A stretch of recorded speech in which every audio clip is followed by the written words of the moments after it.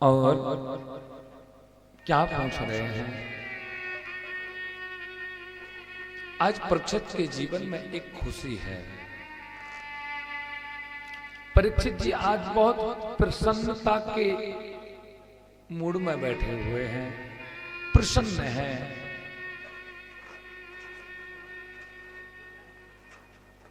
और अब प्रसन्न तो होंगे ही। इस जीवन में, इस मानव शरीर के लिए भगवान की कथा मिल जाए तो कौन प्रसन्न नहीं होगा। परीक्षित के जीवन में भगवान के नाम की बहार आई है और परीक्षित जी बड़े मन से कथा को सुन रहे हैं और कहते हैं परीक्षित जी शुक्रताल के तट पर एकांत में बैठे हुए थे।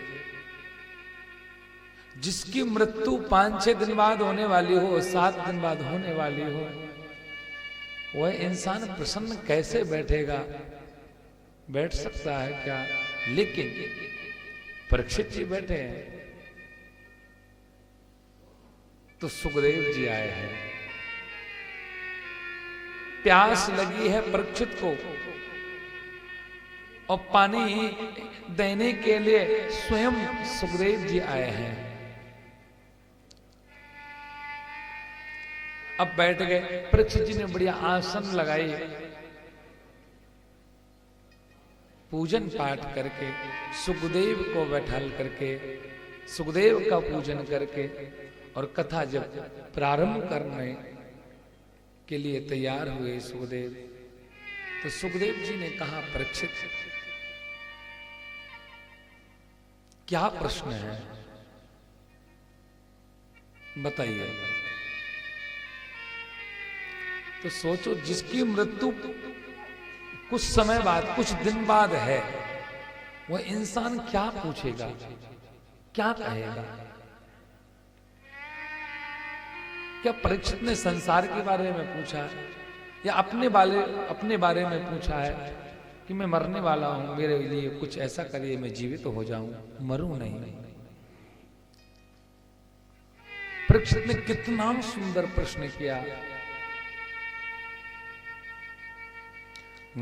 वरीयाने सिते प्रश्नः कृतो लोकहितं नृपः आत्मविद् सम्मतः पुंसां श्रोतव्यादिषु या परः। परीक्षित ने प्रश्न किया, वर्यानेस्ते प्रश्न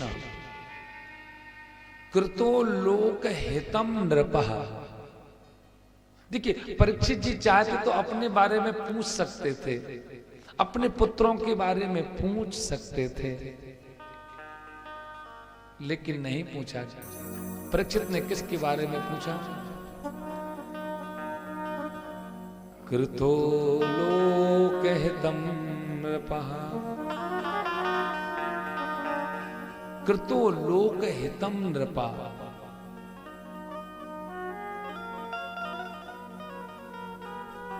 कृतो लोक, संसार में जल्दी मरने वाले इंसान के लिए क्या करना चाहिए? जिसकी मृत्यु निकट हो उसको क्या करना चाहिए? परीक्षित जी ने यही पूछा। यही नहीं पूछा कि मैं मरने वाला हूं, मुझे श्राप लग गया, मुझे क्या करना चाहिए। नहीं, कृतो लोकहितं नृपः। सुखदेव ने कहा, देखिए सही बताइए, आत्मवित् सम्मतः पुंसां। आत्मा से बोल रहे हो? बोले हाँ, मैं आत्मा से बोल रहा हूं, मैं हृदय से बोल रहा हूं। श्रोतव्यादिषु या परः, उसको क्या करना चाहिए?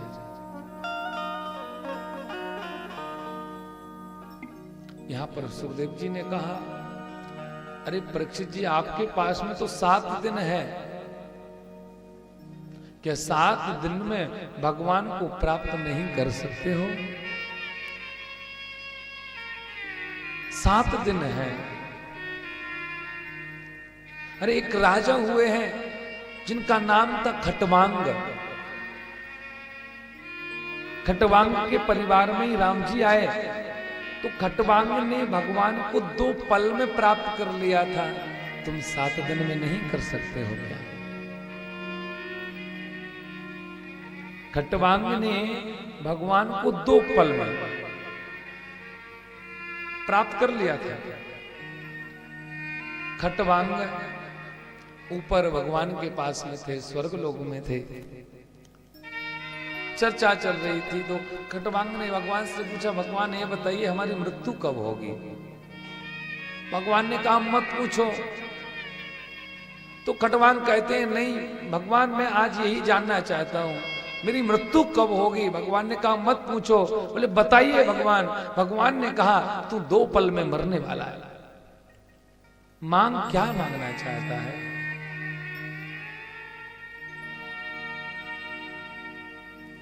खटवांग ने कहा भगवान मैं 2 पल में मरने वाला हूं, पर आपसे निवेदन है मेरे ये 2 पल है, इसमें आपको मेरा साथ देना होगा। भगवान ने कहा जरूर देंगे। बोले भगवान मुझे आधे पल में मुझे मेरे अयोध्या पहुंचा दीजिए। भगवान ने अयोध्या पहुंचा दिया। और भगवान आधे पल में मेरा जो खजाना है वह खोल दीजिए, और आधे पल में जितना खजाना है जितना धन है सब गरीबों में लुटा दीजिए। और भगवान बस 1.5 पल हो गया और आधे पल में मैं आपका नाम ले लूं, 2 पल में मुझे यही वरदान दीजिए। और भगवान ने वरदान दिया और खटवांग भगवान के पास पहुंच गए। 2 पल में भगवान को प्राप्त कर लिया। तो हे परीक्षित तुम 7 दिन में नहीं कर सकते? कर सकते हैं। श्रोतव्यादि निराजेन्द्र नृणाम शांति सहस्रशः। बस आप सिर्फ श्रवण कीजिए भगवान की कथा, इतनी सुंदर है। और यह कथा तो ऐसी है पापियों को पाप से है तारती। जो पापी से भी बड़ा जो पापी होता है, कहते हैं पाप का बाप कौन है? पाप का बाप कौन है? ये तो उसको भी तार देती है। पता है किसी को पाप का बाप कौन है? पाप का पिताजी कौन है?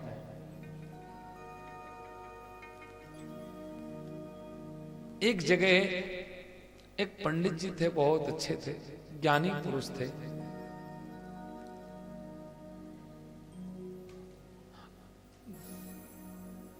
तो वह पंडित जी किसी का स्पर्श किया हुआ भोजन इत्यादि नहीं करते थे,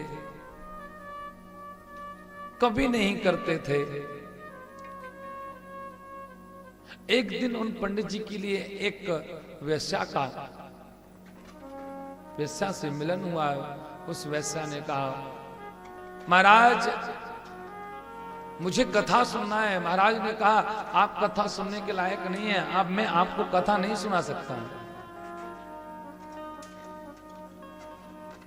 और जैसे ही उस स्त्री ने, कहते हैं कुछ 500 का एक गांधी जी का नोट जैसे ही दिया ना पंडित जी के लिए, तो कहते हैं पंडित जी ने कहा बोले आप तो अब कथा सुन सकते हैं। आप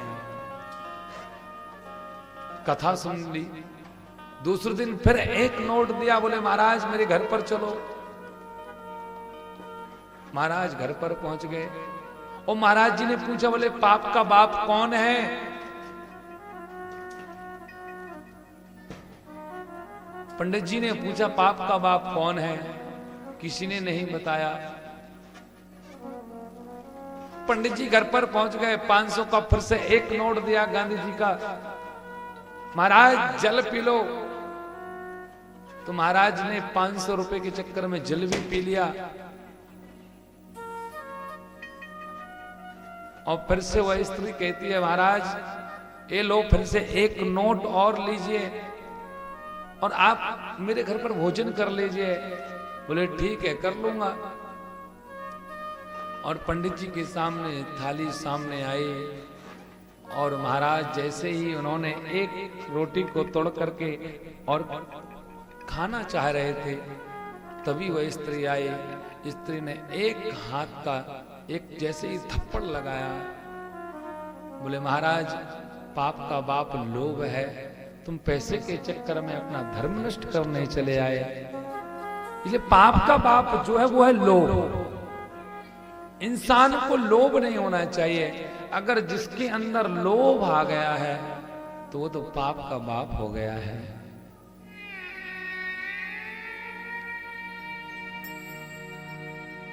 श्रवण कीजिए, लोभ कभी नहीं करना चाहिए इंसान को,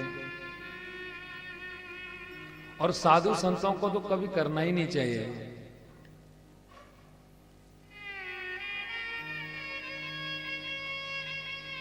कभी नहीं करना चाहिए। देखिए, तस्मात् भारत सर्वात्मा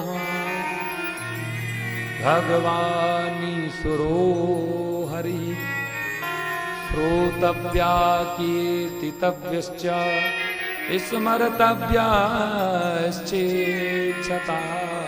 भयम्। भगवान की कथा को सुने। तस्मात् भारत सर्वात्मा, जो इस संसार में सर्वोपरि है, मोक्ष में पहुंचाने वाली श्रीमद् भागवत कथा को सुनिए। परीक्षित जी, तुम्हारा कल्याण अवश्य होगा। और कहते हैं परीक्षित जी बहुत प्रकार के प्रश्न कर रहे हैं, धर्म किसकी शरण में रहता है, आखिर धर्म किसे कहते हैं।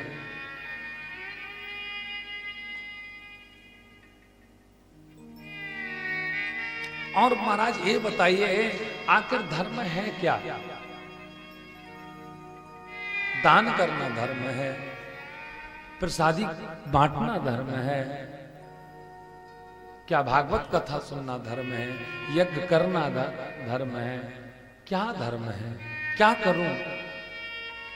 और परीक्षित से सुखदेव ने कहा कि सबसे बड़ा धर्म तो यह है कि अपनी माता पिता की सेवा करें, इससे बड़ा और कोई धर्म नहीं है।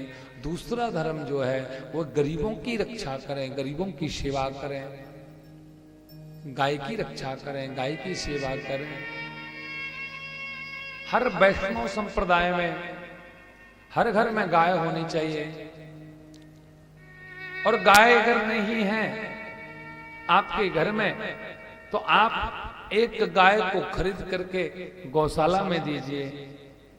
अगर वो नहीं कर सकते हैं तो गाय के लिए एक